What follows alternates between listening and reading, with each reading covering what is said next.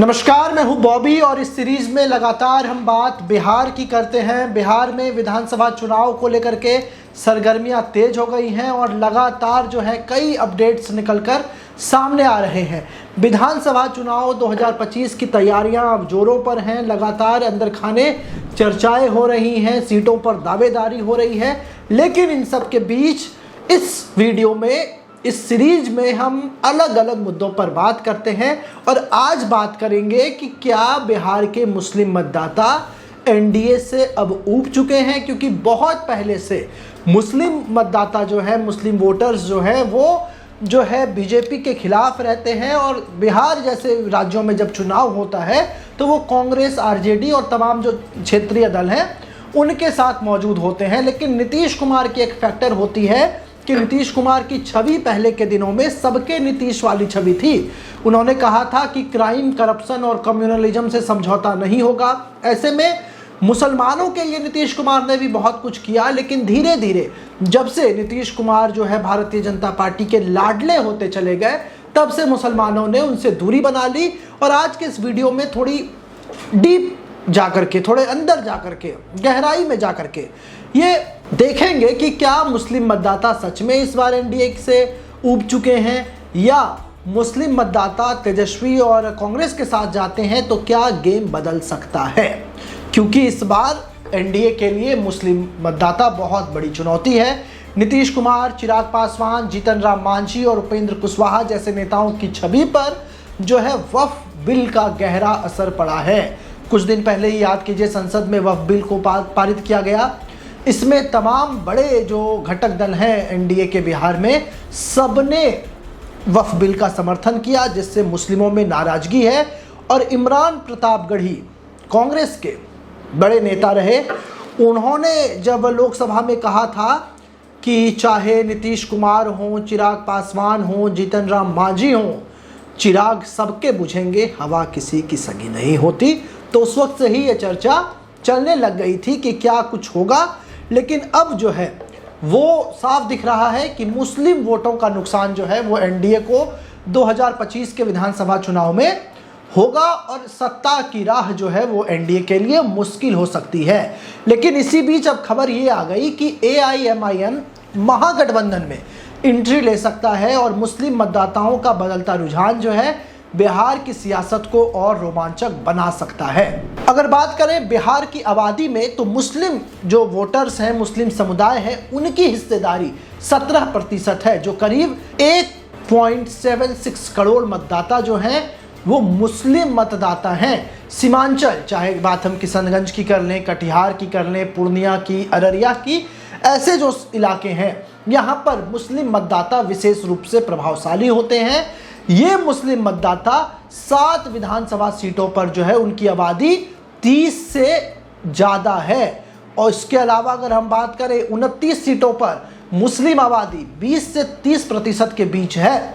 ये आंकड़े दर्शाते हैं कि मुस्लिम वोटर कई सीटों पर नतीजों को पलटने की ताकत रखते हैं और वक्फ बिल का जो प्रभाव है वो मुस्लिम मतदाताओं की नाराजगी का कारण है। क्योंकि जो वक्फ संशोधन बिल 2025 जो अप्रैल 2025 में संसद में पारित हुआ, इस बिल ने मुस्लिम समुदाय में व्यापक असंतोष पैदा किया। इस बिल में गैर मुस्लिम को वक्फ बोर्ड और काउंसिल में शामिल करने की बात कही गई, वक्फ बाय यूजर की अवधारणा को खत्म करने की बात कही गई, वक्फ संपत्तियों के लिए सख्त नियम लागू करने जैसे बदलाव इसमें किए गए। तो इसका कई मुस्लिम संगठनों और मुस्लिम नेताओं ने इसको जो है धार्मिक स्वतंत्रता पर हमला बताया था। नीतीश कुमार की जो मुश्किलें हैं वो अपने आप में हैं, क्योंकि नीतीश कुमार जो कभी अपने सुशासन बाबू और पसमानदा मुस्लिम नीतियों के लिए मुस्लिम समुदाय में काफ़ी लोकप्रिय थे, वक्फ बिल के समर्थन के कारण उन्हें आलोचना झेलनी पड़ी थी। जेडीयू के कई मुस्लिम नेताओं ने जो है वो जेडीयू का दामन छोड़ दिया था, क्योंकि नीतीश कुमार ने वक्फ बिल का समर्थन किया था।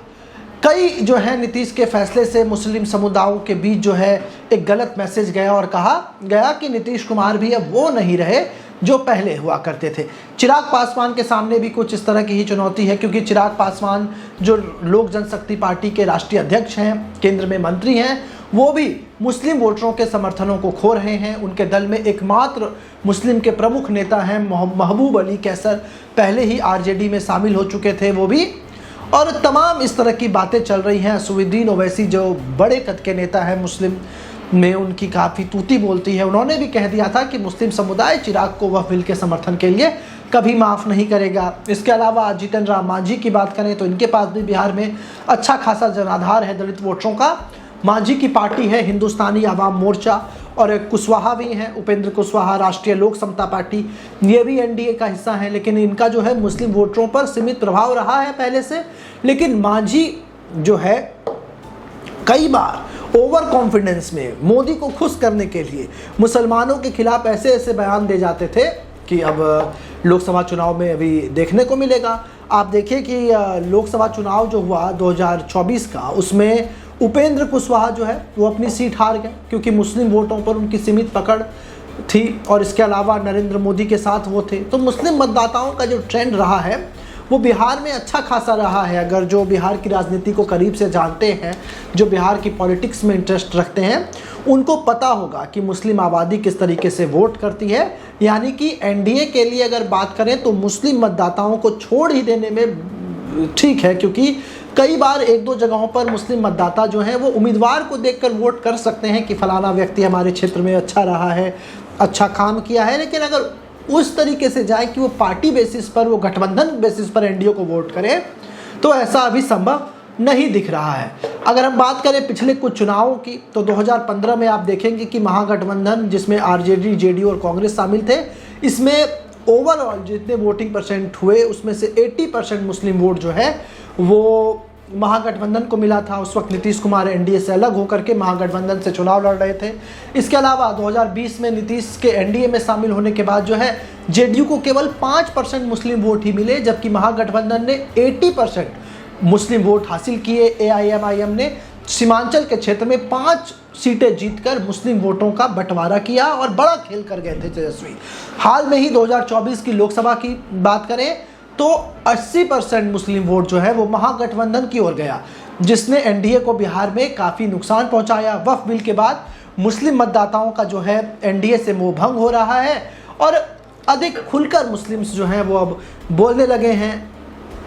खासकर नीतीश कुमार की सेक्युलर छवि को भारी नुकसान हुआ है, जिसका असर जेडीयू की सीटों पर 2025 के विधानसभा चुनाव में पड़ सकता है। असर जेडीयू की सीटों पर पड़े तो एनडीए को लाजमी है कि घाटा होना तय है। इसके अलावा एआईएमआईएम जो असदुद्दीन ओवैसी की पार्टी है, उनका भी कहना है कि वो महागठबंधन में शामिल हो सकते हैं। ऐसे में जो बिखराव होता था और ओवैसी को बी टीम कहा जाता था भारतीय जनता पार्टी की, कि वो मुस्लिमों की वोट अपने ओर खींच लेंगे, तो जाहिर सी बात है कि विपक्ष जो है, मेन अपोजिशन जो है, उनके पास मुस्लिम्स के वोट जाएंगे नहीं। ऐसे में फ़ायदा एनडीए को हो जाता था। लेकिन अब एनडीए के लिए और एक नुकसान की खबर है, क्योंकि एआईएमआईएम जो है वो आरजेडी, कांग्रेस और सीपीआईएमएल की जो गठबंधन है बिहार में, उसमें वो जा सकती है और जाना लगभग तय भी है। क्योंकि इस बार जो बिहार का चुनाव है, इसमें चाहे तेजस्वी यादव हों, चिराग पासवान हों, तमाम जो ऐसे युवा नेता हैं, उनके लिए ये एक दाव वाली चीज़ होगी कि आखिर बिहार की जनता ने उसे कितना एक्सेप्ट किया है। क्योंकि पिछले कई चुनाव से तेजस्वी यादव मजबूती से फील्डिंग तो कर रहे हैं, लेकिन एक पद पर जनता ने उन्हें चुनकर कुर्सी पर नहीं बिठाया है, अभी तक मुख्यमंत्री की कुर्सी पर, और तेजस्वी यादव इस बार यही करना चाह रहे हैं। तो ऐसे में अगर उन्हें ओवैसी की पार्टी से गठबंधन करना पड़ जाए, जिसे वो पहले तक बीजेपी की बी टीम बताते थे, तो इसमें भी कोई गुरेज नहीं होगा। क्योंकि अगर हम बात करें एआईएम की वोटों की, तो 2020 में एआईएमआईएम की जो वोटिंग परसेंटेज रही, उसकी वजह से मुस्लिम वोटों का काफ़ी बंटवारा हुआ, जिसका फ़ायदा एनडीए को मिला। अगर एआईएम महागठबंधन में शामिल होती है तो सीमांचल की 24 सीटों पर मुस्लिम वोटों का जो है एकीकरण हो सकता है और ये महागठबंधन को काफ़ी बढ़त दिला सकता है। इसके अलावा एआईएमआईएम ने 2020 में 5 सीटें जीती, जिसमें अमौर, कोचाधामन, जोकीहाट, बायसी और बहादुरगंज शामिल थी, और इसमें से 14% वोट शेयर जो हासिल किया था। इस बार जो है गठबंधन में शामिल होने से उनकी ताकत और बढ़ सकती है और एनडीए को नुकसान हो सकता है, क्योंकि वक्फ बिल के खिलाफ मुस्लिम समुदाय में नाराजगी है। एआईएमआईएम इसे भुनाने की स्थिति में है। अगर ये गठजोड़ हो जाता है तो एनडीए को सीमांचल और अन्य मुस्लिम प्रभावित सीटों पर भारी नुकसान हो सकता है। आरजेडी और कांग्रेस ने पहले एआईएम को बीजेपी की बी टीम कहकर उनकी आलोचना की थी, जिसमें गठबंधन में अविश्वास की स्थिति बनी थी। लेकिन इस बार अगर ऐसा ना हो, बयानबाजी कम हो, तो आगे तस्वीरें और अच्छी हो सकती है। सीट बंटवारे पर सहमति बनाना हालांकि मुश्किल हो सकता है, क्योंकि एआईएमआईएम जो है वो सीमांचल की 24 सीटों पर दावेदारी चाहती है, जबकि आरजेडी इतनी सीटें फिलहाल इस पार्टी को देने के लिए तैयार नहीं है।